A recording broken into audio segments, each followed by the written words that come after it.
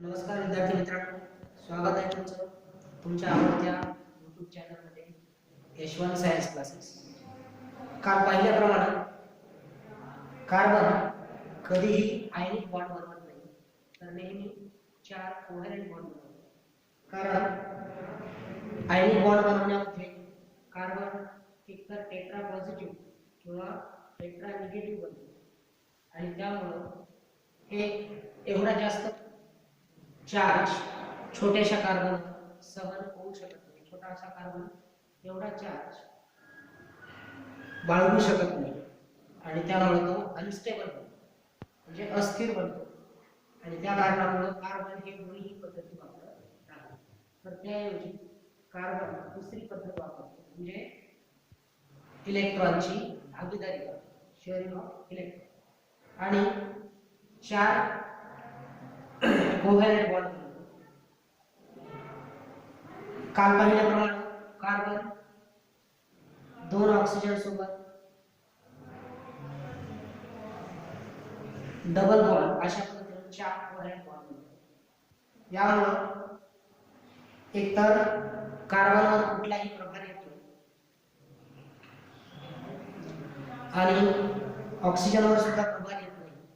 शिवाय electron orbit एकमेकावर overlap झाल्यामुळे जे इलेक्ट्रॉन कॉन्फिगरेशन आहे ऑक्सिजन आणि कार्बन दोघांचंही पूर्ण होतं. आणि त्यामुळे कार्बन ही पण पद्धती वापरण्याऐवजी सरळ सरळ 4 कोव्हॅलेंट बॉन्ड, कार्बन डायऑक्साइड मध्ये 2 ऑक्सिजन सोबत डबल डबल अशा पद्धतीने 4 कोव्हॅलेंट बॉन्ड असतात. इतर पदार्थ जसं मिथेन मध्ये कार्बन आणि 4 हायड्रोजन सिंगल कोव्हॅलेंट बॉन्ड बनवतात. तर हे कोव्हॅलेंट बॉन्ड म्हणजे सहसंयोजी बंध दाखवण्याच्या पद्धती आज आपण शिकणार आहोत. Representing covalent bond.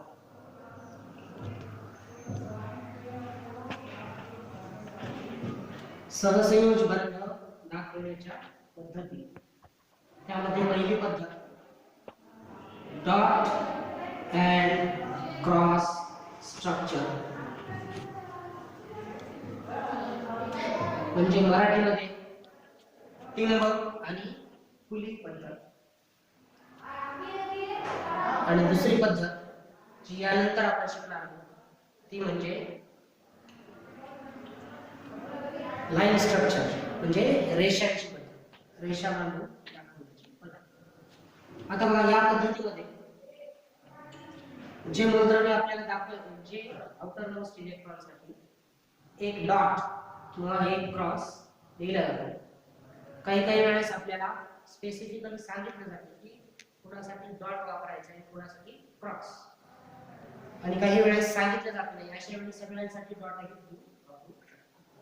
For example, समजा आपल्याला कालचा कार्बन डायऑक्साइड जर दाखवायचा असेल तर हा कार्बन हे त्याचे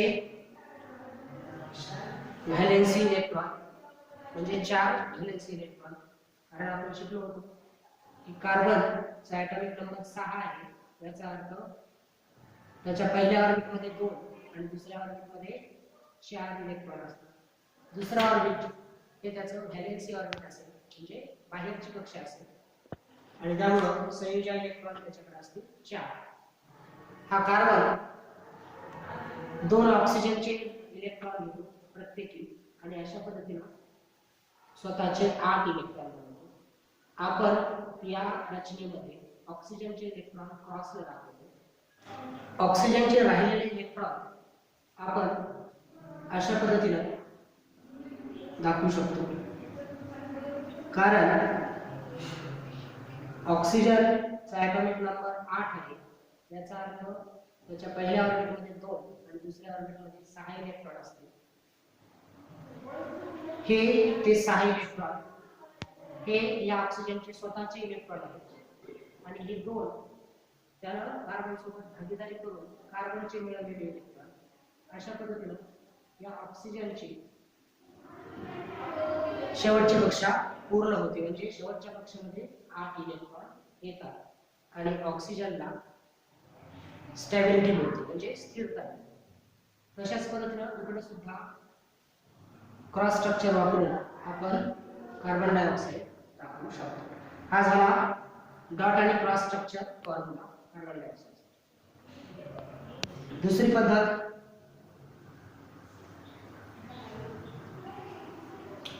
लाईन स्ट्रक्चर.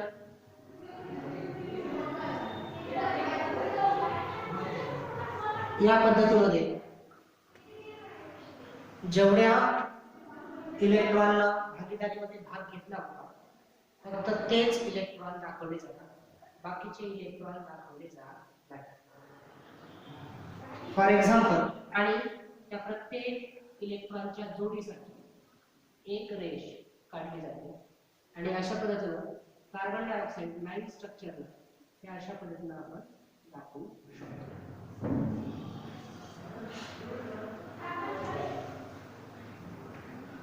इतर काही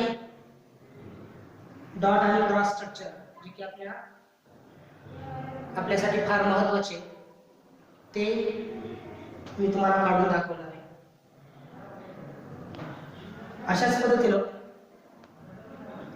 इतर संयुगे सुद्धा डॉट आणि क्रॉस स्ट्रक्चर किंवा लाईन स्ट्रक्चर आपण मांडू शकतो, म्हणजे रेषेच्या पद्धतीने किंवा बिंदू पुली पद्धतीचा वापर करून मांडू शकतो. फॉर एक्झाम्पल, मी तुम्हाला क्लोरीन मॉलिक्यूल दोन्ही पद्धतीने काढून दाखवतो.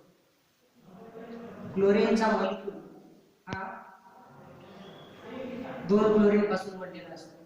आपल्याला माहिती आहे क्लोरीनचा ॲटॉमिक नंबर 17 आहे, त्याचा अर्थ त्याचा इलेक्ट्रॉनिक कन्फिगरेशन होणार 7 असेल, म्हणजे क्लोरीनला एका इलेक्ट्रॉनची गरज असते. पण सोबतीला दुसरा क्लोरीन असल्यामुळे हा इलेक्ट्रॉन देतही नाही किंवा घेतही नाही, त्याऐवजी एका इलेक्ट्रॉनची दोघंही भागीदारी करतात, म्हणजे शेअरिंग करतात आणि त्यातून क्लोरीन मॉलिक्यूल बनते. हा क्लोरीन मॉलिक्यूल अशा पद्धतीची रचना असेल त्याची.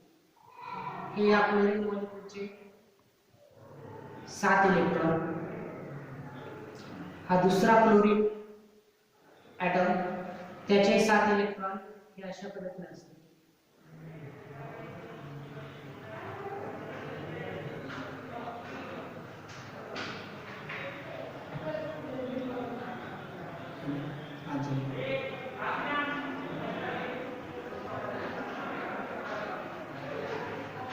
हे 6 आणि शेअरिंग केलेला 1 अशा पद्धतीने 7. तर इथं या ठिकाणी एका इलेक्ट्रॉनची दोघांनी मिळून भागीदारी केली आणि अशा पद्धतीने Cl2 मॉलिक्यूल बनले.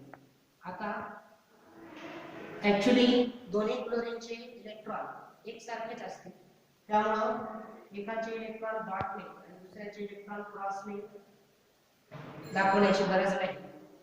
पण तुम्हाला समजून सोपं जावं यासाठी हे या क्लोरीनचे 7 इलेक्ट्रॉन क्रॉस करून आणि तिकडच्या क्लोरीनचे 7 इलेक्ट्रॉन हे डॉट दाखवलेले. त्यानंतर आता हे झालं डॉट क्रॉस स्ट्रक्चर. याशिवाय लाईन स्ट्रक्चर मध्ये हाच क्लोरीन अशा पद्धतीने दाखवला जाऊ शकतो. क्लोरीन दुसऱ्या क्लोरीन सोबत सिंगल बॉन्ड एक इलेक्ट्रॉन ची भागीदारी, याचा अर्थ सिंगल बॉन्ड, आणि त्यामुळे एकच रेष द्यायची. नेहमी लक्षात ठेवा, जेवढे इलेक्ट्रॉनची भागीदारी असेल प्रत्येकी जेवढे इलेक्ट्रॉन दिलेले असतील तेवढ्याच रेषा आपल्याला द्यायची. नाहीतर 2 इलेक्ट्रॉन प्रत्येकाने एक या पद्धतीने 2 इलेक्ट्रॉन दिलेले आहेत म्हणून 2 रेषा द्यायची चूक करू नका. फक्त एकच रेष द्यायची. एका रेषेचा अर्थच 2 इलेक्ट्रॉन असा होतो. सिंगल बॉन्ड म्हणजे 2 इलेक्ट्रॉन. अशाच पद्धतीने इतर काही रेणू आपण पाहू शकतो, जसं अमोनिया.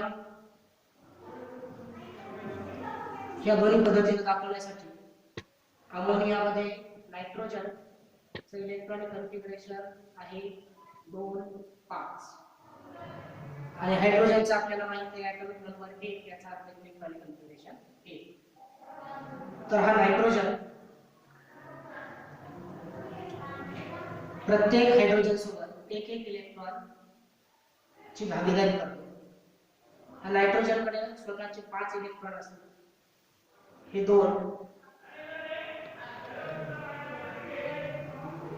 आणि हे 3 अशा पद्धतीने हे 5 इलेक्ट्रॉन असतात. हा नायट्रोजन त्याच्या 3 दिशांनी 3 हायड्रोजन बोलावतो आणि त्यांच्या सोबत भागीदारी करतो.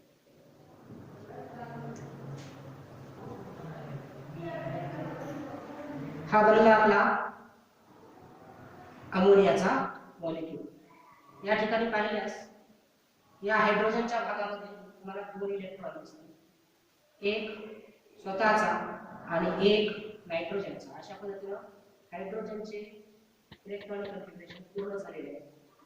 तशाच पद्धतीने इतर हायड्रोजनचे सुद्धा इलेक्ट्रॉनिक कॉन्फिगरेशन पूर्ण झालेले आहे.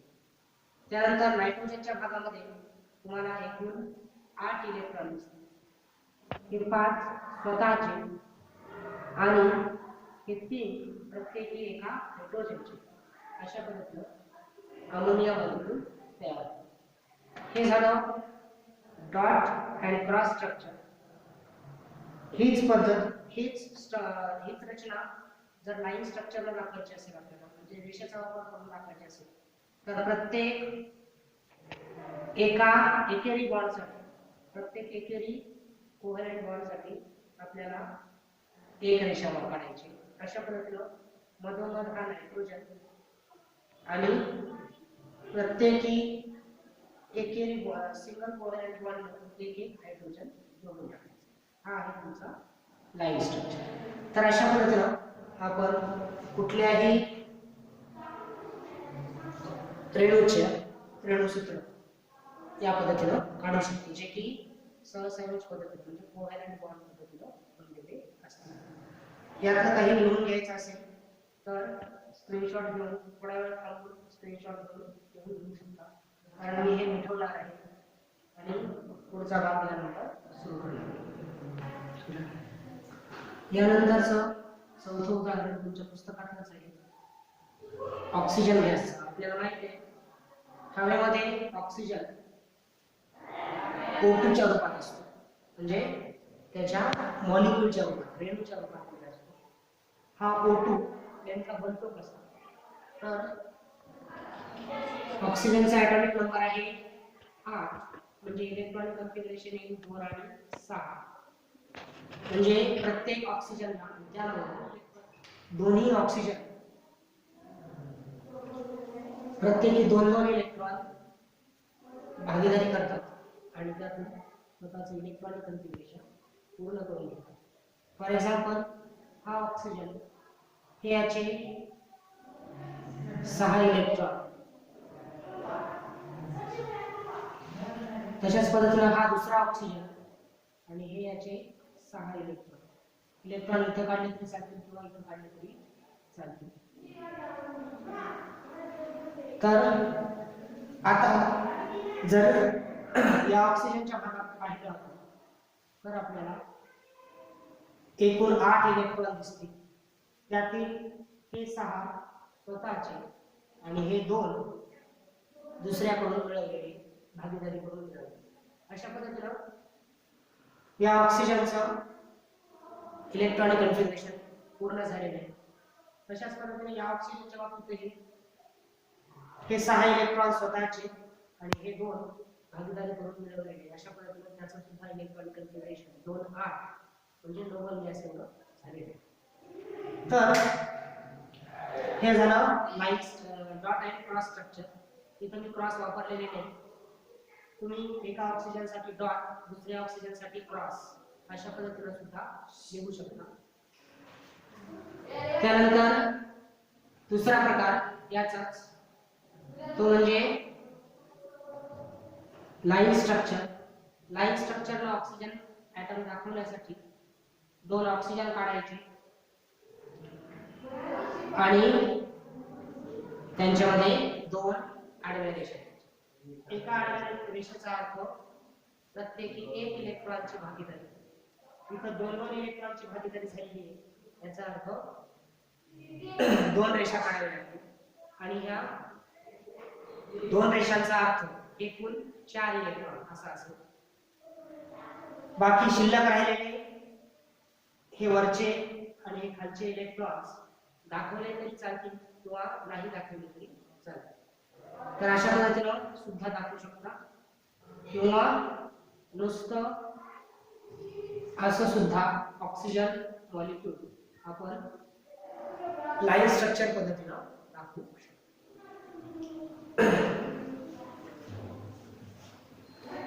यानंतर आणखी एक मॉलिक्यूल आपण पाहणार आहोत, म्हणजे मिथेन मॉलिक्यूल.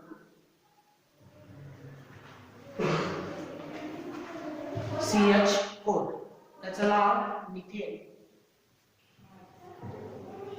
याच्यामध्ये मॉलिक्युलर फॉर्म्युल्यामध्ये दिसतेच एक कार्बन आणि 4 हायड्रोजन याच्यापासून हा मॉलिक्यूल बनलेला आहे. कार्बनला त्याची व्हॅलेन्सी पूर्ण करण्यासाठी, त्याची शेवटची कक्षा पूर्ण करण्यासाठी 4 इलेक्ट्रॉनची आवश्यकता असते, तर हायड्रोजनला प्रत्येकी 1 इलेक्ट्रॉनची आवश्यकता असते. अशा पद्धतीने कार्बन प्रत्येक हायड्रोजन सोबत सिंगल कोव्हॅलेंट बॉन्ड बनवतो आणि मिथेन मॉलिक्यूल तयार होतो. तर हे line structure, dot and cross स्ट्रक्चरचा वापर करून अशा पद्धतीने आपण दाखवू शकतो. हे कार्बनचे 4 इलेक्ट्रॉन आणि हे हायड्रोजनचे प्रत्येकी 1 इलेक्ट्रॉन. अशा पद्धतीने हा झाला आपला methane molecule using dot and cross structure. दुसरी पद्धत, हा कार्बन चा ॲटम त्यानं प्रत्येक हायड्रोजन सोबत 1 कोव्हॅलेंट बॉन्ड बनवतो आणि अशा पद्धतीने हा बनला मिथेन मॉलिक्यूल. हे झालं लाईन स्ट्रक्चर. तर यामध्ये काही अडचणी असतील आजच्या शिकलेल्या भागामध्ये, तर कमेंट करून तुम्ही कळवू शकता. शिवाय व्हिडिओमध्ये तुम्हाला आणखी काय हवंय किंवा आणखी काही सजेशन्स असतील तर ते सुद्धा तुम्ही कमेंट बॉक्समध्ये टाकू शकता. जर व्हिडिओ आवडला असेल तर लाईक करा, शेअर करा आणि सबस्क्राईब करा.